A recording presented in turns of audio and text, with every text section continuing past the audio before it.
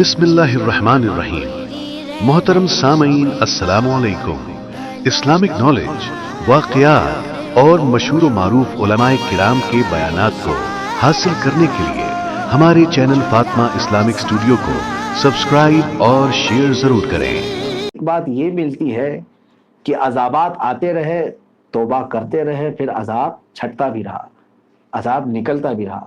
اور اسی جگہ پر اللہ تعالیٰ نے اس پارے کے اخیر میں وہ بات بھی ارشاد فرمائی، وَمَا كَانَ اللَّهُ مُعَذِّبَهُمْ وَهُمْ يَسْتَغْفِرُونَ۔ میں نے شروع میں ابھی چند دنوں قبل کے ایک جمعہ میں اس کو عرض کیا تھا۔ اللہ فرماتا ہے جب تک لوگ اللہ کی بارگاہ میں استغفار کرتے رہیں گے اللہ ان پر عذاب نہیں بھیجے گا۔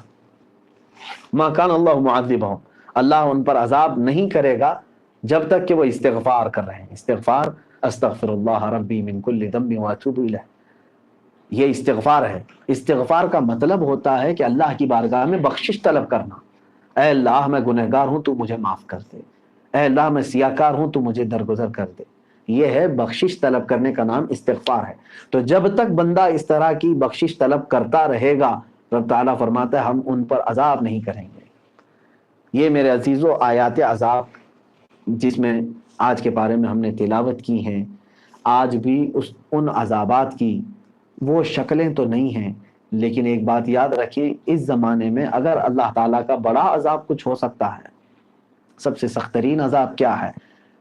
یہ ہو سکتا ہے ابھی جیسے آپ دیکھ رہے ہیں کہ وبائی بیماری پھیل گئی، کوئی بیمار ہو کر کے ختم ہو گیا۔ یہ سارے عذابات یہ الگ ہیں۔ میں یہ سمجھتا ہوں اللہ تبارک و تعالیٰ کا سب سے بڑا عذاب یہ ہے کہ مرنے سے پہلے وہ اس بندے سے ایمان چھین لیتا ہے، اسے کفر کی موت مار دے۔ یہ اللہ تعالیٰ کا سب سے بڑا عذاب ہے۔ تو ڈرو اس عذاب سے کہ کہیں تمہاری سرکشی کی وجہ سے مولا ناراض ہو جائے اور تمہارے ایمان کی دولت سلب ہو جائے، ختم ہو جائے، اور پھر تمہیں کافروں کی طرح دنیا سے مر کر جانا پڑے، اور قیامت کے دن نہ تمہاری شفاعت ہوگی نہ سفارش ہوگی، بلکہ ہمیشہ ہمیشہ کے لیے دوزخ میں ڈالے جاؤ گے اگر کفر پر موت ہوئی تو۔ ڈرنا چاہیے اس بات سے۔ آج لوگوں کو ایسا لگتا ہے کہ نہیں ہمارے اوپر کچھ نہیں ہو رہا ہے، ہزار گناہ کرنے کے بعد، لاکھوں برائیاں کرنے کے بعد بھی آج ایسی پوزیشن ہے کہ ہم اپنے تھوڑے سے رقم یا پیسے گم ہو جائیں، یا کوئی دوست چھوٹ جائے، یا عزیز کسی کا ادھر سے ادھر ہو جائے تو رونے لگ جاتے ہیں اس کے غم میں۔ میرے عزیزو، جن سے خدا ہی روٹھ جائے اس کو کتنا غم کرنا چاہیے کہ میرا پیدا کرنے والا خدا مجھ سے اگر ناراض ہے تو پھر ہمارے لیے غم، روزانہ غم کا ہی معاملہ ہے کہ اللہ ہم سے ناراض نہ ہو جائے۔ تو یہ اس کی رحمت اگر ہم سے روٹھ گئی ہے تو یہ سخت ترین ہمارے لیے عذاب ہی ہے۔ تو یہاں پر آج میں یہی محسوس کرتا ہوں، اللہ تبارک و تعالیٰ کی پکڑ اور اس کے عذاب سے ہمیشہ ڈرتے رہو اور روتے بھی رہو۔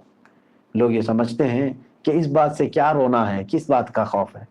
دنیا کے غموں میں نہ رونے سے کوئی حاصل تو نہیں، لیکن اللہ تبارک و تعالیٰ کی محبت میں، اس کی یاد میں، اور اس کی پکڑ کے خوف سے، جہنم کے عذاب کے ڈر سے، قبر کی سختیوں کے خوف سے اگر تم روتے رہے تو مولا کریم ہے وہ ان تمام چیزوں سے تمہیں بچائے گا، کیونکہ فرشتے ہر دن اللہ کی بارگاہ میں جاتے ہیں۔ رب تعالیٰ ان سے سوال کرتا ہے میرے بندوں کو کس حال میں چھوڑ آئے، میرے بندے کیا کر رہے تھے؟ تو فرشتے وہ خبریں بتاتے ہیں۔ آج جیسے آپ محفل میں بیٹھے ہوئے ہیں، یہ محفل کی بھی خبر فرشتے دیں گے۔ تو رب تبارک و تعالیٰ ان سے ایک سوال فرمانا، وہ جانتا ہے، بہتر جانتا ہے، لیکن اس نے ایک نظام بنایا ہے اللہ تعالیٰ نے۔ فرشتوں سے یہ رب تعالیٰ فرماتا ہے کہ میرے بندے کیا مجھ سے کوئی چیز پوچھ رہے تھے، کیا کوئی چیز سوال کر رہے تھے، یا پھر وہ کسی چیز سے ڈر رہے تھے؟ فرشتے کہتے ہیں ہاں مولا، وہ اس محفل میں بیٹھے تجھ سے تیری جنت کا سوال کر رہے تھے اور تیری جہنم سے بہت ڈر رہے تھے، تیری جہنم سے اور تیرے سخت پکڑ سے وہ خوفزدہ تھے۔ تو رب تعالیٰ فرماتا ہے فرشتوں تم گواہ ہو جاؤ، وہ مجھ سے جس چیز کا سوال کر رہے تھے میں نے وہ چیز انہیں دے دیا، اور جس چیز سے وہ ڈر کر رو رہے تھے میں نے اس سے انہیں آزاد کر دیا۔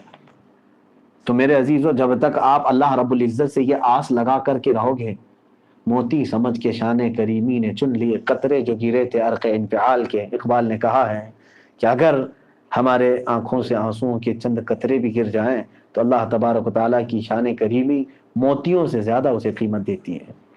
اور یہ بھی ہے کہ عذاب کے خوف سے تم اگر آنکھیں نم کرتے ہو قیامت کے دن، یہ پلکیں جو آنکھوں کے آنسوں سے بھیگ چکی ہوں، فرمایا گیا ہے، روایات میں ہے کہ یہ پلکیں اللہ کی بارگاہ میں کہیں گی اے اللہ کیا تو اس بندے کو جہنم میں ڈال رہا ہے؟ رب تعالیٰ فرمائے گا ہاں اس کے گناہ ہیں، اسے دوزخ میں بھیجا جائے گا۔ تو یہ آنکھوں کی پلکیں کہیں گی کہ مولا پھر مجھے اس کے جسم سے الگ کر دے، اس لیے کہ ایک رات یہ تیری یاد میں مجھے نم کیا تھا، اس کی آنکھوں سے آنسو نکل پڑے تھے، یہ تیری یاد میں ایک بار رویا تھا۔ تو رب تبارک و تعالیٰ فرمائے گا تجھے اس سے الگ نہیں کیا جائے گا، تو اسے لے لے اور جنت میں چلا جائے۔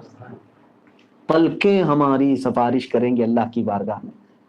ہمیں اس بات سے خوف کرنا چاہیے، ڈرنا چاہیے کہ اللہ تبارک و تعالیٰ کے پکڑ اور اس کے عذاب میں ہم بھی کہیں گرفتار نہ ہو جائیں۔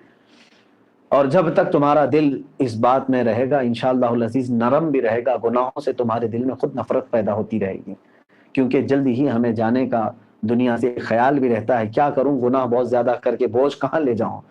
تو اللہ تبارک و تعالیٰ کے پکڑ اور اس کے خوف سے ہمیشہ روتے رہنا یہ صالحین کی عادت ہے، متقین کی عادت ہے، اور اللہ تعالیٰ کے خصوصی بندوں کی عادت ہے۔ حضرت سیدنا عمر فاروق رضی اللہ تعالیٰ عنہ، جن کو رسول کریم صلی اللہ علیہ وسلم نے دنیا میں جنت کی بشارت دے دی تھی، اس کے باوجود اتنی کثرت سے آپ گریہ وزاری کرتے تھے، اتنا روتے تھے کہ روایات بتاتی ہیں کہ کثرت سے رونے کی وجہ سے آپ کے آنکھوں کے نیچے کا حصہ پورا کالا ہو گیا تھا، کالے کالے حلقے پڑ گئے تھے۔ حضرت عثمان ابن عفان رضی اللہ تعالیٰ عنہ، ان کے غلام فرماتے ہیں جب آیات پڑھتے رات کے وقت سیدنا عثمان غنی رضی اللہ تعالیٰ عنہ، یا آپ کے سامنے قبر کا تذکرہ ہوتا تو اس قدر سے وہ رونے کے لیے کھڑے ہو جاتے کہ صبح میں ان کا مصلہ نچوڑ کر کے سکھاتا تھا، آنسوؤں سے تر ہو جاتا تھا۔